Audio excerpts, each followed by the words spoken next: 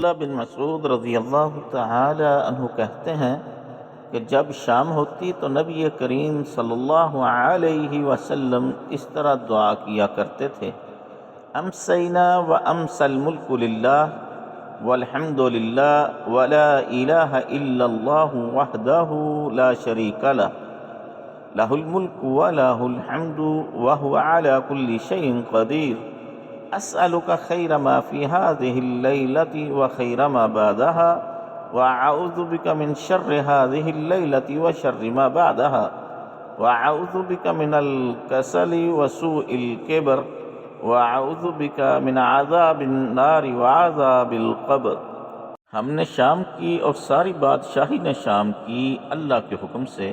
تمام تعریفیں اللہ کے لیے ہیں، اللہ وحدہ لا شریک کے سوا کوئی معبود برحق نہیں، اسی کے لیے بادشاہت ہے، اسی کے لیے حمد ہے، اور وہ ہر چیز پر قادر ہے۔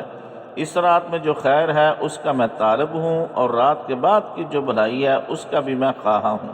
اور اس رات کی برائی اور رات کے بعد کی بھی برائی سے میں پناہ مانگتا ہوں، اور پناہ مانگتا ہوں میں سستی اور کاہلی سے، اور پناہ مانگتا ہوں بڑھاپے کی تکلیف سے، اور پناہ مانگتا ہوں آگ کے عذاب سے، اور پناہ مانگتا ہوں قبر کے عذاب